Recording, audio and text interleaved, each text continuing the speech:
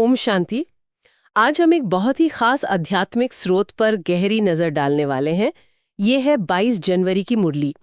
जो लोग इस शब्द से परिचित नहीं हैं, उनके लिए बता दें कि मुरली ब्रह्मा कुमारीज में परमात्मा द्वारा दिए गए रोज के दिशा निर्देशों को कहते हैं। और आज की मुरली एक तरह से एक आध्यात्मिक ट्रेजर मैप जैसी है। ट्रेजर मैप, बिल्कुल सही कहा। और इसका लक्ष्य है राजाई का तिलक पाना, यानी सर्वोच्च आत्मसम्मान और विश्व सेवा का अधिकार। तो आज हम इस मैप को स्टेप बाय स्टेप खोलकर देखेंगे। बिल्कुल। हर नक्शे की तरह इसकी भी एक मंजिल है, कुछ रास्ते हैं और कुछ जरूरी सामान है जो यात्रा के लिए चाहिए।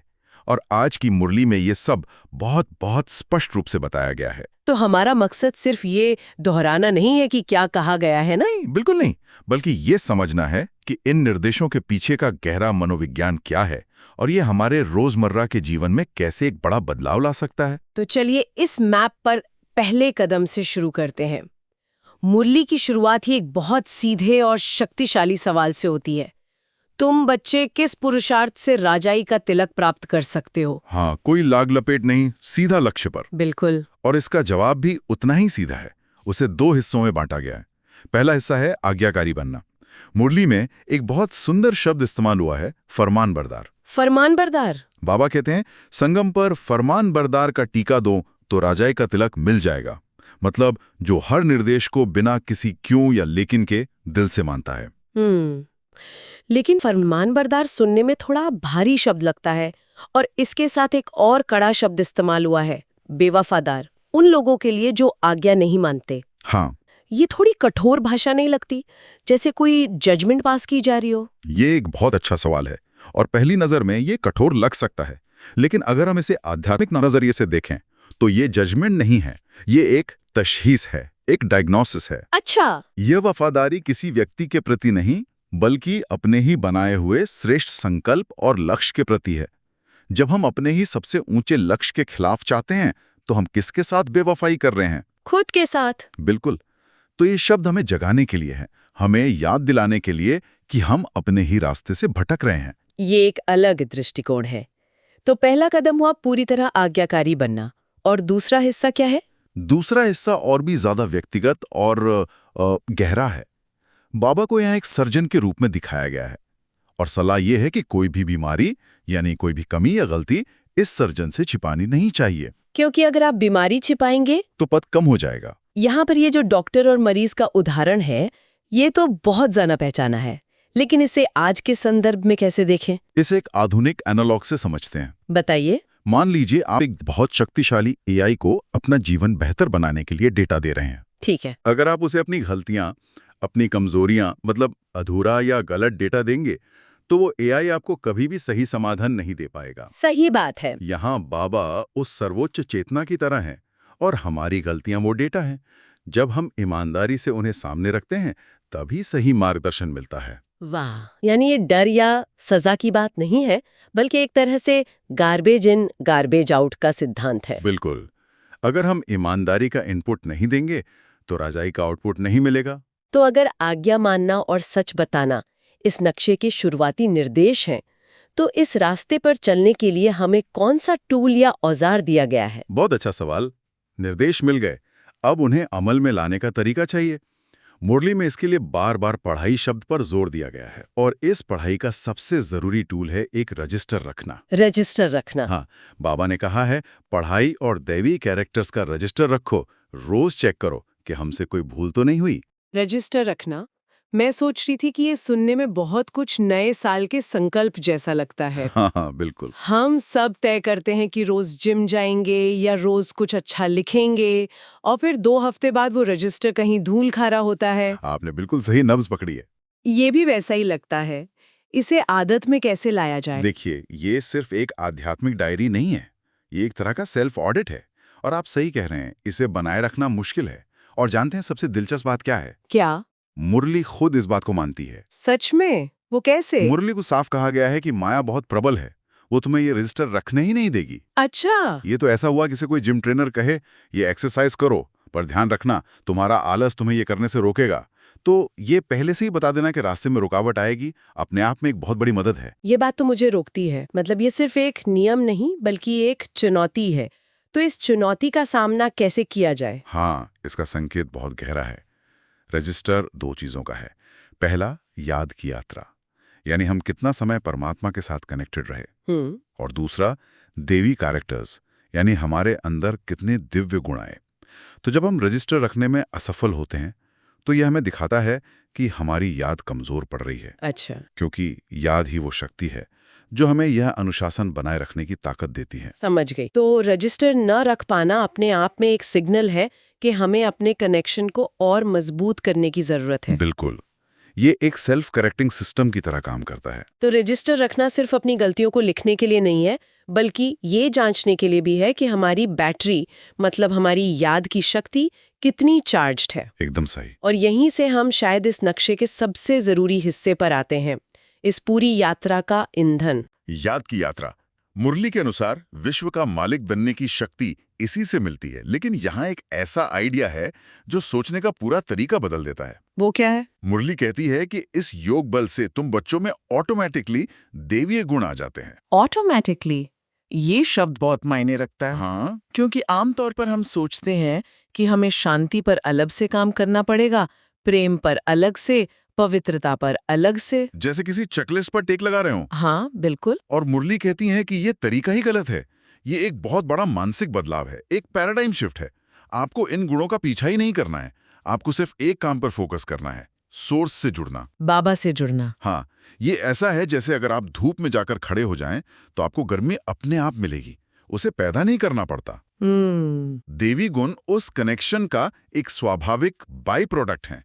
ये प्रयास से प्राप्ति की ओर एक बहुत बड़ा बदलाव है। और इसका एक दूसरा पहलू भी है।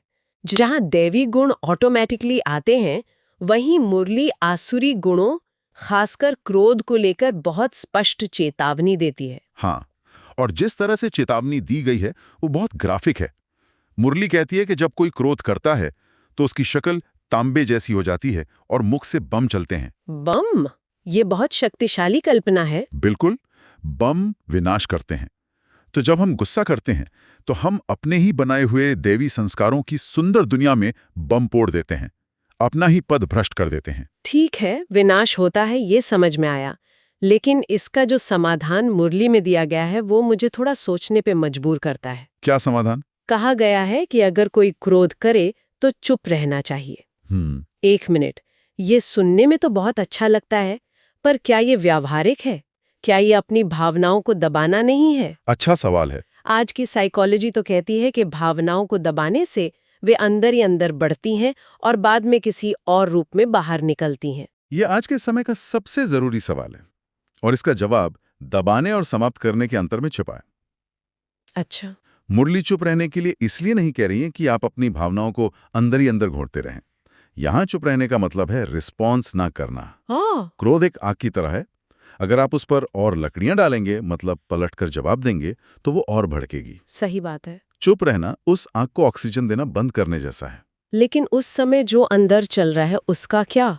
वो जो अन्याय या अपमान महसूस हो रहा है, उसका समाधान है याद की शक्ति।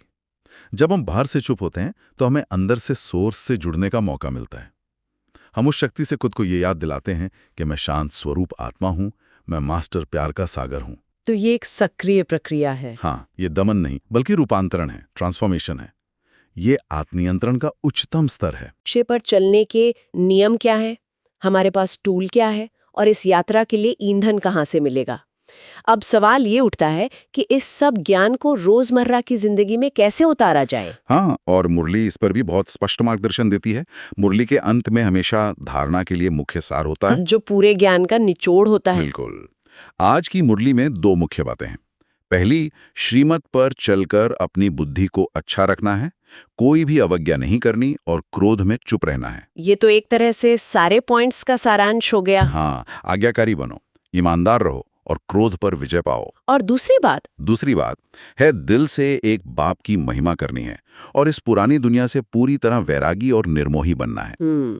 इसका मतलब है कि हमारा लगाव, हमारा ध्यान, हमारी बुद्धि का कनेक्शन सिर्फ एक सोर्स से हो। और ये वैराग्य कोई उदासी या दुनिया छोड़ने वाली बात नहीं है। नहीं, बिल्कुल नहीं। ये एक गहरी समझ है। जैसे जब हमें पता चलता है कि एक इमारत गिरने वाली है, तो हम समझदारी से उससे अपना सामान और अपना दिल दोनों हटा लेते हैं। ये वही समझ है। इस सार के बाद आता है वरदान, जो आज बहुत ही खूबसूरत है। हाँ, याद के आधार द्वारा माया की कीचड़ से परे रहने वाले सदा चेयरफुल भव, हमेशा खुश रहो। और इस वरदान की जो व्याख्या है वो सच में जादुई है। जादुई कैसे? उसमें कहा गया है कि कोई भी मुश्किल बात सामने आए, बस जिगर से, दिल से कहो बाबा। बस इतना ही? हाँ, और वो बात वहीं खत्म हो जाएगी। यहाँ पर बाबा शब्द को एक जादू की तरह बताया गया है। ये माया को, मतलब समस्या की चेतना को भुला देता है। मतलब ये समस्याओं से लड़ने का मंत्र नहीं है, बल्कि अपना स्टेट ऑफ माइंड बदलने का एक स्विच है। बिल्कुल। बाबा कहना एक स्विच की तरह है, जो हमें समस्या के कीचड़ से निकालकर याद की ऊंची हल्की स्थिति में ले जाता है। और नतीजा? हम कमल के फूल की तरह कीचड़ से न्यारे और प्यारे रहते हैं, हमेशा खुश, सदा चीयरफुल। बिल्कुल। और अंत में आज का स्लोगन, जो इस पूरी बात को एक सूत्र में पिरोता है, पवित्रता की धारणा व धर्म को जीवन में लाने वाले ही महान आत्मा हैं। ये स्लोगन सिर्फ पवित्रता के विचार की बात नहीं कर रहा, बल्कि उसे जीवन में लाने, उसे धारण करने की बात कर रहा है। हाँ, महानता सोचने में नहीं बल्कि करने में, जीने में है। सही कहा। ये पवित्रता को एक धर्म की तरह बताता है, जिसे जीना है। ये एक सक्रिय रोजमर्रा की प्रक्रिया है, और जो इस धर्म का पालन अपने जीवन के हर कर्म में करते हैं, वही महान आत्मा बनते हैं। यही आज की मुरली का अंतिम और सबसे शक्तिशाली संदेश है। तो आज हमने इस आध्यात्मिक नक्शे को परत दर परत खोला, एक आज्ञाकारी छात्र बनने से लेकर अपनी गलतियों को ईमानदारी से एआई में फीड करने तक, फिर याद के ईंधन से ऑटोमेटिकली गुण भरने तक, और अंत में बाबा शब्द के 1 सेकंड के जादू तक। यह सिर्फ ज्ञान नहीं है, बल्कि जीवन को बदलने का एक बहुत ही व्यवहारिक खाका है। बिल्कुल। और जाते जाते एक विचार सबके लिए छोड़ जाते हैं। मुरली में ये बताया गया है कि बाबा क्रिएटर और डायरेक्टर होने के साथ साथ बच्चों की सर्विस भी करते हैं, प्रैक्टिकल में आकर पढ़ाते हैं, जो केवल शास्त्र पढ़ने या सुनने से बिल्कुल अलग है।